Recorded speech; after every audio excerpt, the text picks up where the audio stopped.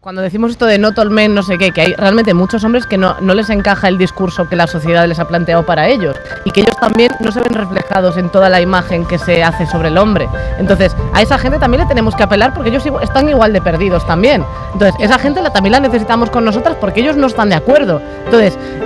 lo que necesitamos es que se den cuenta de que dentro de nuestro discurso les necesitamos. La década de 2010 presenció diversas derrotas culturales para la izquierda y una de ellas fue la pérdida de la idea de masculinidad. Quizá, para muchos militantes de izquierdas, esto no sea un problema e incluso represente un triunfo ideológico. No en balde, la tendencia de la izquierda de construir cánones sociales sin reemplazarlos por modelos virtuosos ha servido a la derecha la oportunidad de renovar el atractivo de las ideas patriarcales, especialmente entre los jóvenes. Para colmo de males, la deconstrucción de la masculinidad no solo ha sido inútil para combatir el resurgimiento del patriarcado, sino que tampoco ha servido para elevar la calidad de la militancia de izquierda. Las prácticas machistas no han desaparecido, sino que se han camuflado bajo etiquetas liberales como las del aliado feminista, y la formación de los hombres izquierdistas en materia de género es insuficiente y fuertemente segregada, perpetuando la desigualdad entre hombres y mujeres. En medio de una corriente feminista fracturada y debilitada por la reacción conservadora, los comunistas tenemos la necesidad de levantar un referente positivo de masculinidad, tanto para combatir a la nueva identidad machista como para satisfacer las exigencias de la lucha feminista de clase. Para ello, exploraremos la figura de Thomas Sankara, un revolucionario africano que no solo es ejemplo de marxismo aplicado y antiimperialismo, sino de disciplina consciente para que los hombres renunciemos a la tentación de ejercer el poder patriarcal y consagremos nuestra fuerza a la emancipación del sexo oprimido. Les efforts patients de ces intellectuels honnêtes qui, entre los grandes hombres del socialismo como Lenin, Mao y el Che Guevara, a menudo se omite la existencia de Thomas Sankara. Esto se debe a que la vida y obra de este personaje transcurrió de forma efímera en un país pequeño silenciado por el colonialismo europeo, Burkina Faso.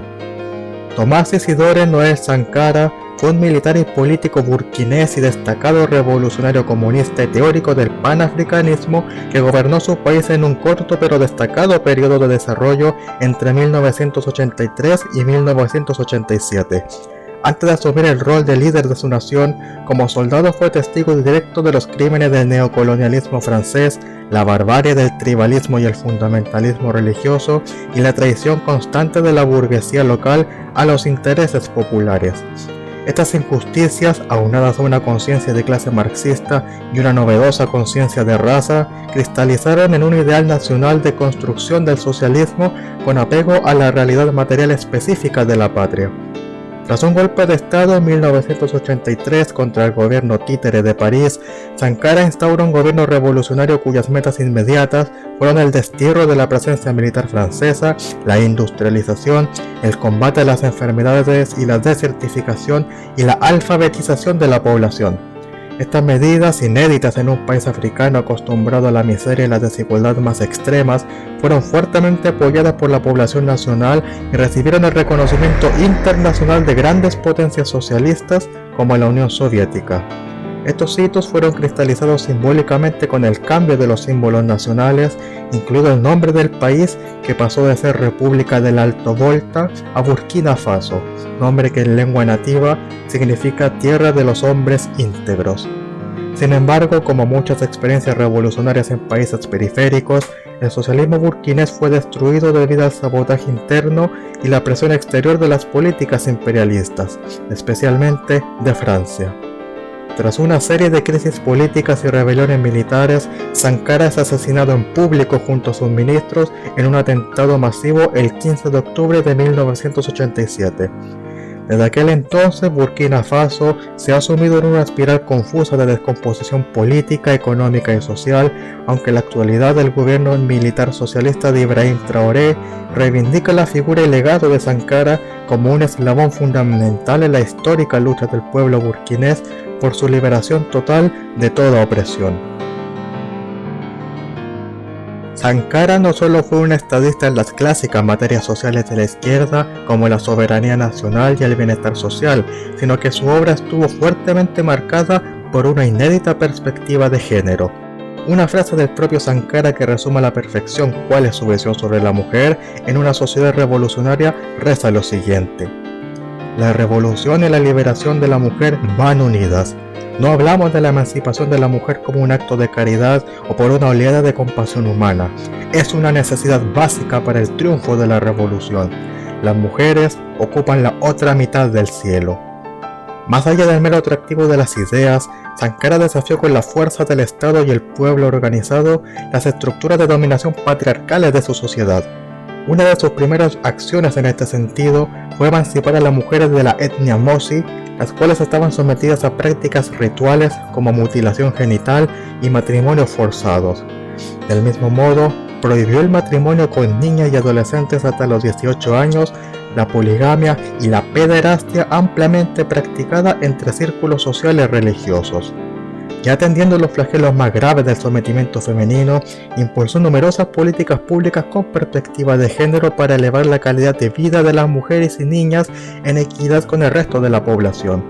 La legalización del aborto y su incorporación al sistema de salud, normas de educación sexual sobre higiene menstrual en escuelas, introducción de los anticonceptivos y promoción de una maternidad voluntaria y segura fueron algunas de las medidas que el gobierno de Sankara tomó para mitigar los problemas más comunes de la mujer burkinesa.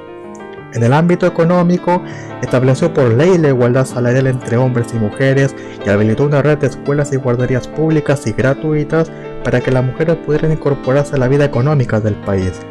Para garantizar esta participación equitativa de la mujer en el trabajo, promovió las ya mencionadas campañas de alfabetización con especial énfasis en las mujeres rurales, las más afectadas por el analfabetismo debido a su sometimiento a las tradiciones patriarcales. Ya con amplias conquistas sociales y de derechos humanos, las mujeres burkinesas comenzaron a ejercer roles protagónicos en la conducción de la revolución, ocupando cargos en las Fuerzas Armadas y la policía, la administración estatal y los consejos de defensa de la revolución. Es menester destacar esta última experiencia, ya que los consejos de defensa de la revolución, basados en la organización bolchevique de los lugares de trabajo, eran espacios donde sin la mediación del Estado o la burocracia, los trabajadores podían tomar decisiones directas sobre el devenir de sus medios de producción. En el caso de las mujeres, estas se agruparon en comunidades de protección de sus derechos, combatiendo incluso mediante las armas la resistencia de grupos tribales y religiosos que pretendían perpetuar prácticas inhumanas contra el sexo femenino. La razón por la cual Sankara se erige como una figura modelo para los hombres comunistas es porque sus contribuciones a la emancipación femenina no fueron realizadas desde la condescendencia clásica del feminismo liberal, donde hombres pudientes y paternales dispensan a la mujer el trato de un ser discapacitado.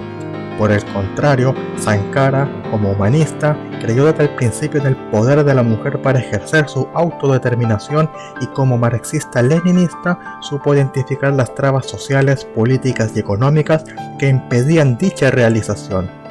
En el sentido de abolir dichos obstáculos, promovió a los funcionarios de la revolución la disciplina consciente de que una vez removidas las trabas que oprimen a la mujer, el deber del revolucionario no es decirle a la mujer qué hacer con su libertad, sino ayudarla a habilitar las condiciones para el ejercicio de su autodeterminación. En este esquema de pensamiento feminista de clase, la autodeterminación de la mujer solo puede realizarse cuando ésta es dueña de su propia fuerza de trabajo y sus medios de producción, cuando es dueña de su cuerpo en cuanto a la decisión de su maternidad, la decisión de su matrimonio, la decisión sobre su trabajo, la decisión sobre sus vínculos y, en un todo, la decisión sobre su proyecto de vida en armonía con la libertad del prójimo y la construcción del socialismo en su patria.